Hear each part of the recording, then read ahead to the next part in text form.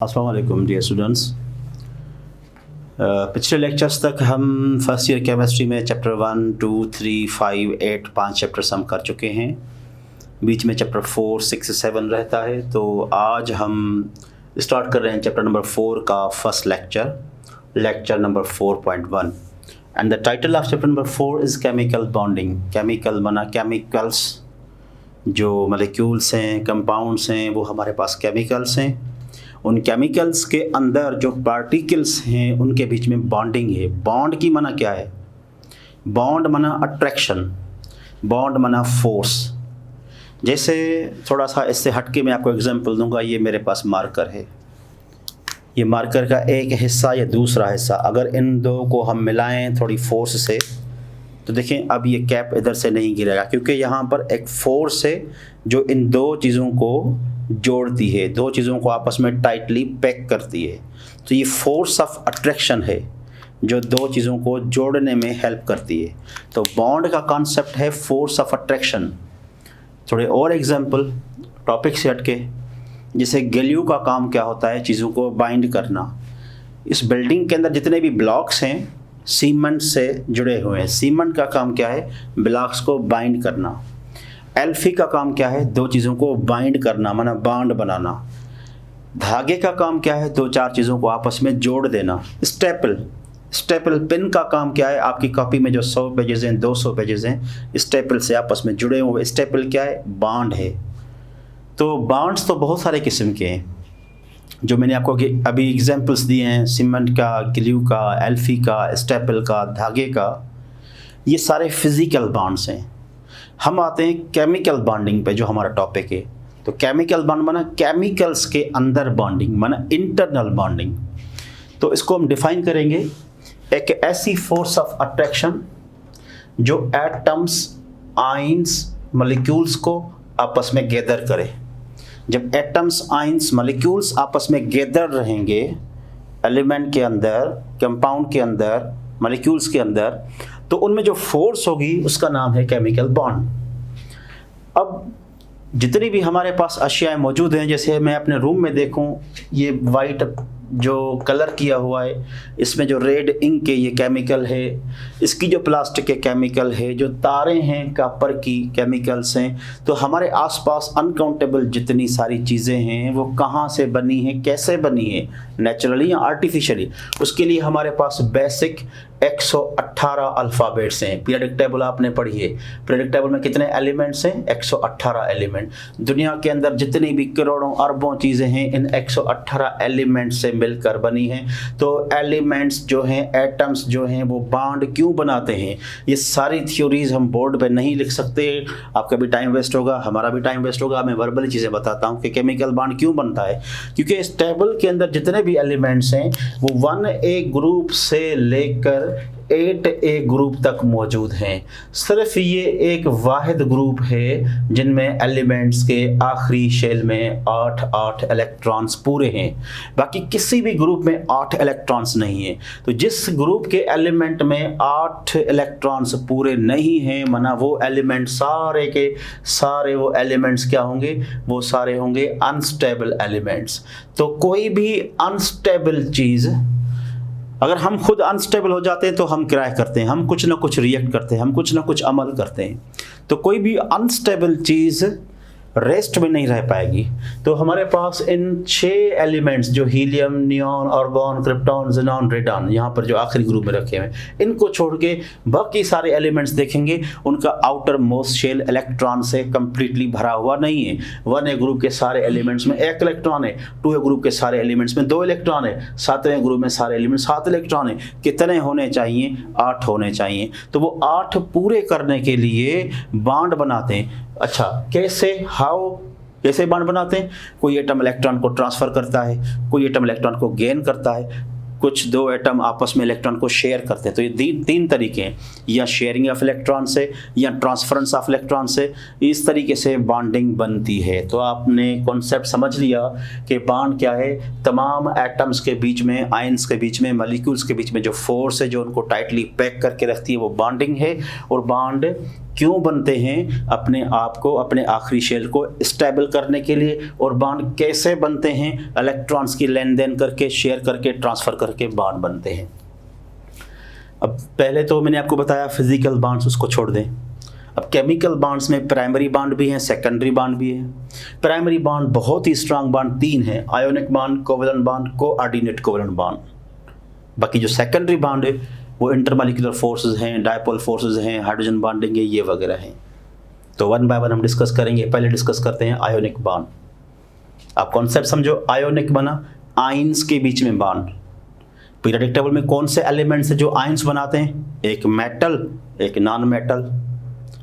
Metal electron को transfer करेगा तो नॉन मेटल इलेक्ट्रॉन को गेन करेगा, तो मेटल नॉन मेटल के बीच में एक बॉन्ड बन जाएगा, जिस बॉन्ड का नाम क्या होगा? Ionic bond.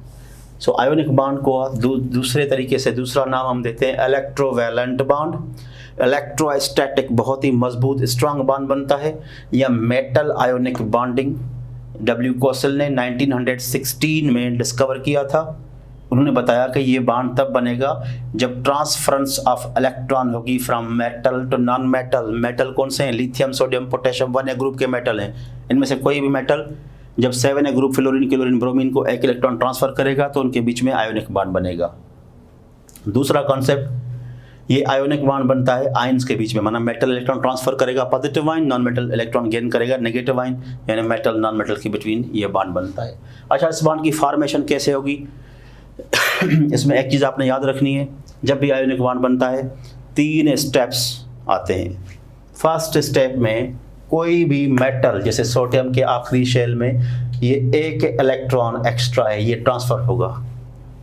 कोई भी मेटल जब इलेक्ट्रॉन ट्रांसफ़र करना चाहेगा तो उसके पास उसको एक एनर्जी की नीड होगी, जिस एनर्जी का नाम है आयोनाइजेशन पोटेंशियल।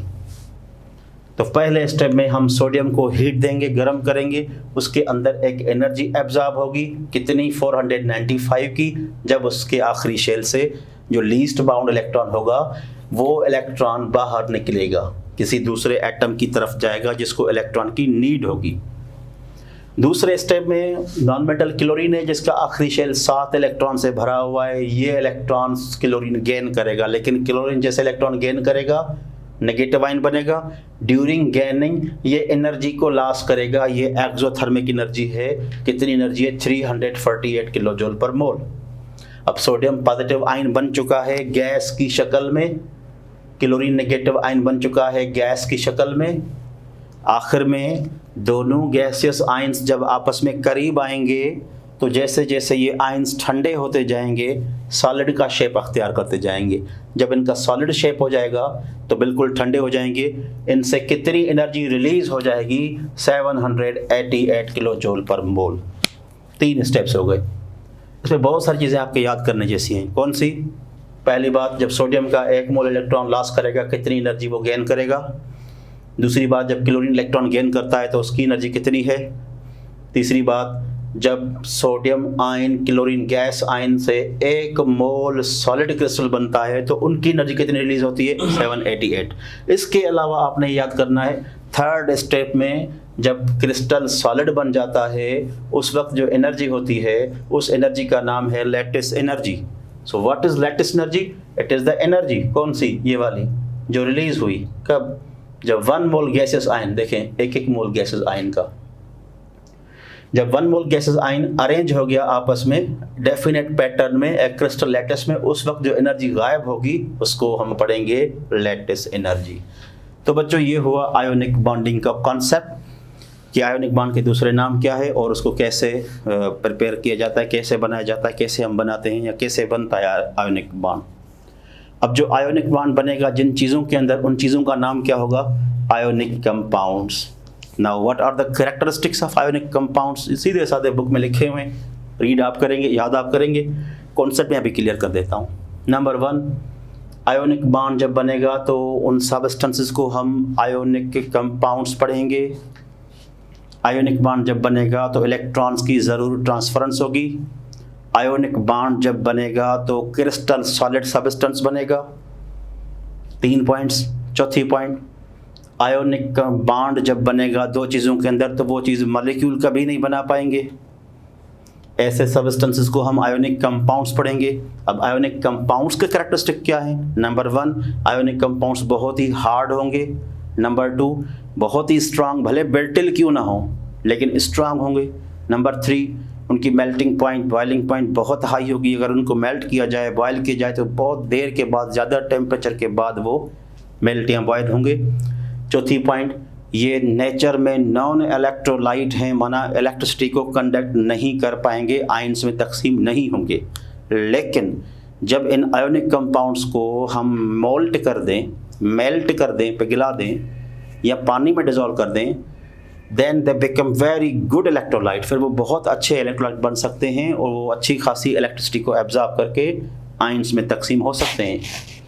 इसके अलावा ये जो आयोनिक कंपाउंड्स होंगे हमारे पास, जैसे सोडियम क्लोराइड है, सोडियम फ्लोराइड है, सोडियम ब्रोमाइड है, लिथियम क्लोराइड है, ये आयोनिक कंपाउंड्स पोलर सॉल्वेंट्स जैसे पानी है उसमें ईजिली डिज़ोल्व हो जाएंगे। तो ये हो गया आयोनिक बॉन्डिंग का कॉन्सेप्ट, आयोनिक बॉन्ड की फॉर्मेशन, उसके एग्जाम्पल, आयोनिक बॉन्ड से आयोनिक कंपाउंड्स के कैरेक्टरिस्टिक्स। अब हम दूसरे बॉन्ड की तरफ चलते हैं जिसका नाम है कोवैलेंट बॉन्डिंग। ये कॉन्सेप्ट भी सेम साइंटिस्ट जी.एन. लुईस ने 1916 में दिया। कोवैलेंट बॉन्ड तब बनेगा जब हमारे पास सिर्फ नॉन मेटल्स होंगे, एक मेटल एक नॉन मेटल तो आयोनिक बॉन्ड, लेकिन कोवैलेंट बॉन्ड नॉन मेटल से बनेगा। यहाँ जो हमारे पास लिक्विड्स हैं वो कोवैलेंटली ही हैं, आयोनिक कंपाउंड तो कभी लिक्विड नहीं बना पाएगा। या जो गैसेस हैं आयोनिक कंपाउंड से कभी गैस नहीं बनती आयोनिक बॉन्ड से। तो गैसेस, लिक्विड्स, नॉन मेटल्स जो भी फार्मूले मौजूद हैं वो कौन से बॉन्ड को शो कर रहे हैं? कोवैलेंट बॉन्ड को। और कोवैलेंट बॉन्ड बनेगा by the sharing of electron. अच्छा, कौन सी शेयरिंग? म्यूचुअल शेयरिंग, माना half of sharing, equal sharing. दो एटम में या तो एक एक इलेक्ट्रॉन या दो इलेक्ट्रॉन या तीन इलेक्ट्रॉन तक जब म्यूचुअल शेयर होंगे, हाफ ऑफ शेयर होंगे तो कोवैलेंट बॉन्ड बनेगा। तो कोवैलेंट बॉन्ड के टाइप्स हैं, जैसे आप देखें हाइड्रोजन में एक एक इलेक्ट्रॉन शेयर हो रहा है, ये कोवैलेंट बॉन्ड है। मीथेन में कार्बन सेंटर है, कार्बन के 4 बॉन्ड बनते हैं, चारों तरफ से एक एक इलेक्ट्रॉन शेयर कर रहा है कार्बन, ये सारे कोवैलेंट बॉन्ड है। ऑक्सीजन में एक ऑक्सीजन 2 इलेक्ट्रॉन शेयर कर रहा है, दूसरा ऑक्सीजन भी 2 इलेक्ट्रॉन शेयर कर रहा है, लेकिन इक्वल इलेक्ट्रॉन्स हैं, कोवैलेंट बॉन्ड है। ये इथीन का एग्जांपल है, ये कोवैलेंट बॉन्ड है। इधर कार्बन 2 इलेक्ट्रॉन शेयर कर रहे हैं, ये भी कोवैलेंट बॉन्ड है। इधर एन के बीच में 3 इलेक्ट्रॉन शेयर कर रहे हैं। तो ये इलेक्ट्रॉन पेयरिंग शेयर के बुनियाद पे 3 टाइप्स हैं कोवैलेंट बॉन्ड के। सिंगल कोवैलेंट बॉन्ड, जब एक इलेक्ट्रॉन शेयर होगा, ये टोटल एक पेयर होगा between 2 atom. Double covalent bond, जब 2 एटम्स में 2 इलेक्ट्रॉन शेयर होंगे, यानी टोटल 2 पेयर्स होंगे। ट्रिपल कोवैलेंट बॉन्ड, जब 2 एटम्स में 3 इलेक्ट्रॉन्स यानी total 3 pair of electrons shared होंगे तो ट्रिपल कोवैलेंट बॉन्ड बनेगा। तो कोवैलेंट बॉन्ड के ये टाइप्स हो गए, single covalent bond, double covalent bond, triple covalent bond. इसके अलावा भी टाइप्स हैं कोवैलेंट बॉन्ड के। एक का नाम है पोलर कोवैलेंट बॉन्ड, दूसरे का नाम है नॉन पोलर।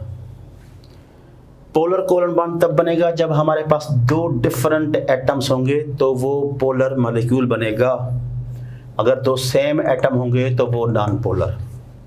जैसे एग्जाम्पल्स पे आप आ जाएं, ये हाइड्रोजन और ये क्लोरीन डिफरेंट एटम्स है, और हाइड्रोजन के पास 1 इलेक्ट्रॉन है और क्लोरीन के पास 7 इलेक्ट्रॉन है। तो ये 3 तो पेयर पूरे हैं, ये पेयर पूरा नहीं है, तो इधर एक इलेक्ट्रॉन आपस में शेयर हुए, ये कोवैलेंट बॉन्ड बना। अब कोवैलेंट कौन सा बॉन्ड है? पोलर, क्योंकि दोनों एटम क्या हैं? डिफरेंट है। और जब 2 सेम एटम्स होंगे तो नो पोल, नॉन पोलर। जैसे हाइड्रोजन का 1 इलेक्ट्रॉन, दूसरे हाइड्रोजन का 1 इलेक्ट्रॉन, ये नॉन पोलर। अच्छा, सेम एटम और डिफरेंट एटम में पोल नॉन पोल का कॉन्सेप्ट क्या है? दूसरी पॉइंट पढ़ते हैं। जब डिफरेंट एटम्स होंगे तो दोनों एटम्स के बीच में डिफरेंस ऑफ इलेक्ट्रोनेगेटिविटी भी होगा, कुछ ना कुछ 0 पॉइंट समथिंग होगा और 1.7 तक। मिसाल के तौर पे हम HCl का डिफरेंस देखते हैं तो क्लोरीन की इलेक्ट्रोनेगेटिविटी है 3, हाइड्रोजन की इलेक्ट्रोनेगेटिविटी है 2.1। अगर हम डिफरेंस निकालें इलेक्ट्रोनेगेटिविटी का तो डिफरेंस में 3 से 2.1 माइनस करेंगे, डिफरेंस क्या मिला? 0.9। तो मैंने आपको बताया जब 2 एटम्स में डिफरेंस 0 पॉइंट समथिंग होगा, 1.7 के अंडर होगा तो बना पोलर कोवैलेंट बॉन्ड बनेगा। लेकिन इधर क्या होगा? नॉन पोलर में डिफरेंस ऑफ En क्या बनेगा? 0। जैसे आप देखें एक H की En 2.0, दूसरी की भी 2.1 और दूसरे के भी 2.1, तो 2.1 से 2.1 माइनस करेंगे, क्या डिफरेंस बनेगा? 0। तो जब डिफरेंस ऑफ En 0 होगा तो no pole, difference of En 0 point something से 1.7 तक होगा तो पोलर। अच्छा, फिर भी समझ में नहीं आया ये पोलर नॉन पोलर क्यों है? क्योंकि जब डिफरेंस होगा तो एक की En ज़्यादा, दूसरे की En कम। जिसकी लार्ज En होगी उस पे ये पार्शियल नेगेटिव साइन आएगी, जिसकी कम En होगी उस पे स्मॉल En जिसकी होगी उस पे पार्शियल पॉजिटिव चार्ज आएगी। तो ये ने H पे पार्शियल पॉजिटिव पोल है, Cl पे पार्शियल नेगेटिव पोल है। अब समझ में आया कि ये एक पोल है, ये दूसरा पोल है। जब कोवेलेंट बॉन्ड में दो पोल होंगे तो उसको हम पोलर पढ़ेंगे। जब कोवेलेंट बॉन्ड में दो पोल होंगे ही नहीं, नो पोल होगा तो नॉन पोलर। और नो पोल कैसे होगा? डिफरेंस 0 हो गया। अब देखें इसकी भी 2.1, इसकी भी 2.1, जिसकी ज़्यादा होगी वो पॉजिटिव, ज़्यादा तो नहीं, दोनों के बराबर है, तो दोनों पे कोई पोल नहीं होगा। तो पोलर मॉलिक्यूल तब बनता है कोवेलेंट जब दो डिफरेंट एटम्स होंगे, लाजमी डिफरेंट होंगे, तो एक पे En ज़्यादा होगी, दूसरे पे En कम होगी। जिस पे ज़्यादा होगी वो नेगेटिव पोल, जिस पे कम होगी वो पॉजिटिव पोल। तो इसी लिहाज से ये दो टाइप्स हैं पोलर के, polar and non polar covalent bond के। अब कोवेलेंट बॉन्ड में हमने डेफिनेशन पढ़ी, एग्जाम्पल पढ़ी, फॉर्मेशन पढ़ी, क्लासिफिकेशन पढ़ी। कोवेलेंट बॉन्ड के कैरेक्टरिस्टिक्स क्या होंगे ये भी बुक में लिखे हुए एज इट इज़, मैं आपको वर्बली बताता हूँ, आप खुद रीडिंग निकालिएगा। Number 1, covalent bond is weaker than ionic. Number 2, covalent bond जब बनेगा तो इलेक्ट्रॉन की शेयरिंग से बनेगा, उधर ट्रांसफरेंस होती है। नंबर 3, कोवेलेंट बॉन्ड जब दो एटम में बनेगा तो वो लिक्विड भी हो सकती है, सॉलिड भी हो सकती है, गैस भी हो सकती है। नंबर 4, कोवेलेंट बॉन्ड को हम सिंगल लाइन से भी ज़ाहिर कर सकते हैं, डबल लाइन से भी ज़ाहिर कर सकते हैं, ट्रिपल से भी ज़ाहिर कर सकते हैं। नंबर 5, कोवेलेंट बॉन्ड में पोलरिटी भी आ सकती है, नॉन पोलरिटी भी हो सकती है, इसलिए वो पोलर में डिसॉल्व होगा, नॉन पोलर में अनडिसॉल्व होगा, जो सब्सटेंस बनेगा। नंबर 6, कोवेलेंट बॉन्ड जब चीज़ों में बनेगा तो वो जो सब्सटेंस बनेगा उसको कोवेलेंट मॉलिक्यूल या कोवेलेंट कंपाउंड पढ़ेंगे। अब कोवेलेंट मॉलिक्यूल या कोवेलेंट कंपाउंड की निशानियाँ क्या हैं भाई? पहली बात तो वो ऑर्डिनरी कंडीशन पे या तो लिक्विड होगा या गैस होगा, में भी कुछ नॉन ट्रू सॉलिड्स भी हैं। दूसरी बात, वो कमज़ोर सॉलिड्स होंगे या कमज़ोर लिक्विड गैसेस होंगे। तीसरी बात, उनकी melting boiling point ionic compound से बहुत कम होंगी, ठीक है। और लाइक डिज़ोल्व, लाइक पोलर में वो डिज़ोल्व होंगे, नॉन पोलर में वो डिज़ोल्व नहीं होंगे। तो ये हो गए कोवेलेंट बॉन्ड और कोवेलेंट कंपाउंड्स या कोवेलेंट मॉलिक्यूल्स के कैरेक्टरिस्टिक। आज के लेक्चर में तीसरा बॉन्डिंग का जो टाइप है वो हम डिस्कस करेंगे। तीसरा बॉन्डिंग का टाइप है कोऑर्डिनेट कोवेलेंट बॉन्ड। ये कोऑर्डिनेट कोवेलेंट बॉन्ड को 1927 में सिजेविक ने दरियाफ्त किया, जिसको दूसरा नाम है डेटो बॉन्ड। इस बॉन्ड को हम पहले एग्जाम्पल समझ लेते हैं। हमारे पास एक मॉलिक्यूल है हाइड्रोक्लोरिक एसिड जो कि स्टेबल है, मॉलिक्यूल बना हुआ है। दूसरा है अमोनिया NH3, ये भी स्टेबल है, मॉलिक्यूल बना हुआ है। लेकिन क्लोरीन की इलेक्ट्रोनेगेटिविटी बहुत ज़्यादा है H के कंपैरिजन से, सो H इधर अनस्टेबल है, ज़्यादा स्टेबल नहीं है। हम दूसरे मॉलिक्यूल पे देखते हैं, अगर किसी कंटेनर में HCl के साथ हम अमोनिया रख लें तो अमोनिया में सेंटर में नाइट्रोजन है, वो अपने 3 इलेक्ट्रॉन शेयर करके H के साथ ऑक्टेट कंप्लीट कर रहा है और एक उसके पास एक्स्ट्रा पेयर है। इस एक्स्ट्रा पेयर को हम पढ़ेंगे लोन पेयर ऑफ इलेक्ट्रॉन। अब जब ये दो आपस में हम कनेक्ट करेंगे, मतलब कलेक्ट करेंगे, आपस में रखेंगे, ऐड करेंगे, तो हाइड्रोजन अपने इलेक्ट्रॉन को लीव कर देगा, उसका क्लोरीन इलेक्ट्रॉन छीन लेगा, हाइड्रोजन के पास एक भी नहीं रहेगा। और जिस लम्हे में, जिस माइक्रोसेकंड में हाइड्रोजन इलेक्ट्रॉन को लीव करेगा, उस लम्हे में हाइड्रोजन ये वाला इलेक्ट्रॉन का सहारा लेगा, इधर हाइड्रोजन आएगा, नाइट्रोजन से इलेक्ट्रॉन का पेयर लेगा। तो नया सब्सटेंस क्या बनेगा? ये N के 3 बॉन्ड पूरे के पूरे थे, एक इलेक्ट्रॉन का पेयर नाइट्रोजन ने H को सपोर्ट किया, जिसकी वजह से N पे चार्ज आ गई पॉजिटिव। अब ये जो बॉन्ड है जिसको मैंने एरो से शो किया है, इस बॉन्ड का नाम है कोऑर्डिनेट कोवेलेंट बॉन्ड। इधर देखें NH के साथ हाफ हाफ शेयर कर रहा है, ये कोवेलेंट है, लेकिन इधर कोई हाफ हाफ शेयरिंग नहीं है। इधर नाइट्रोजन अपनी तरफ से 2 इलेक्ट्रॉन H को सपोर्ट कर रहा है, यानी ये वन साइडेड शेयरिंग है। इधर एक एक इलेक्ट्रॉन शेयर हो रहा है, इधर भी एक एक इलेक्ट्रॉन, इधर भी एक एक इलेक्ट्रॉन। जब वन साइडेड शेयर होगी तो कोऑर्डिनेट बॉन्ड बनेगा। तो अब हम आते हैं कॉन्सेप्ट पे। Coordinate bond found between two atoms. कौन से दो एटम? एक इलेक्ट्रॉन डेफिशिएंट होगा, जैसे मैंने हाइड्रोजन का आपको एग्जांपल दिया, और एक ऐसा एटम होगा जिसके पास लोन पेयर होगा, जैसे मैंने अमोनिया में नाइट्रोजन का दिया। दूसरा पॉइंट, कोऑर्डिनेट बॉन्ड बनेगा जब लिविस बेस और लिविस एसिड होंगे। लिविस बेस क्या है? जो एटम इलेक्ट्रॉन के पेयर को डोनेट करेगा, जैसे नाइट्रोजन का एग्जांपल मैंने आपको दिया, उसको लिविस बेस पढ़ेंगे, और जो इलेक्ट्रॉन के पेयर को एक्सेप्ट करेगा उसको लिविस एसिड हम पढ़ेंगे। यानी इस बॉन्ड में क्या होता है, अगर half of sharing equal sharing हो रही है वो तो कोवलेंट बॉन्ड, यहाँ पर वन साइडेड शेयरिंग हो रही है इलेक्ट्रॉन्स की। नाइट्रोजन अपनी साइड से इलेक्ट्रॉन का पेयर सपोर्ट कर रहा है H को, तो one sided sharing of pair of electron वो रिप्रेजेंट करेगा कोऑर्डिनेट कोवलेंट बॉन्ड को, जिसको हम जाहिर करेंगे एरो से। एरो का जो टेल होगा वो डोनर की तरफ होगा, जो हेड होगा वो एक्सेप्टर की तरफ। जैसे मैंने यहाँ पे ये बनाया है अमोनियम मॉलिक्यूल, इसमें हेड डोनर जो है वो एक्सेप्टर की तरफ है, टेल डोनर की तरफ है। अब ऐसे जो सब्सटेंसेस बनेंगे उनको हम क्या पढ़ेंगे? उनको पढ़ेंगे कोऑर्डिनेट कोवेलेंट सब्सटेंसेस। और इस बॉन्ड का दूसरा नाम है डेटिव बॉन्ड, या तीसरा नाम है कॉम्प्लेक्स बॉन्ड। कॉम्प्लेक्स बॉन्ड क्यों पढ़ा जाता है? क्योंकि इसके कैरेक्टरिस्टिक्स फिक्स नहीं है, इसकी properties between ionic and covalent होगी, वेरिएबल होगी, इनकी प्रॉपर्टीज फिक्स नहीं होती है। तो डियर स्टूडेंट्स, अभी हमने डिस्कस किया चैप्टर नंबर 4 में आयोनिक बॉन्ड में बहुत सारी चीज़ें हमने पढ़ी। टेक्स्ट बुक खोल के, नोट्स वगैरह आपके पास होंगे, टेक्स्ट बुक होगा, उसको पढ़ के आप समझिएगा। तो तमाम सारे कॉन्सेप्ट मैंने आपको समझा चुका हूँ, अब याद करना आपका काम है। तो ionic bond, covalent bond, coordinate bond हमने पढ़ा। इंशाल्लाह बाकी कोशिश ये होगी कि मैक्सिमम 2 लेक्चर्स हों, उससे ज़्यादा नहीं, उसमें हम ये चैप्टर कंप्लीट करेंगे। उसके बाद बाकी 6-7 चैप्टर होगा, वो भी हम कंटिन्यू करेंगे। तो फ़िलहाल अभी ये लेक्चर को एंड करते हैं, नेक्स्ट टाइम इंशाल्लाह इस चैप्टर को कंटिन्यू करेंगे।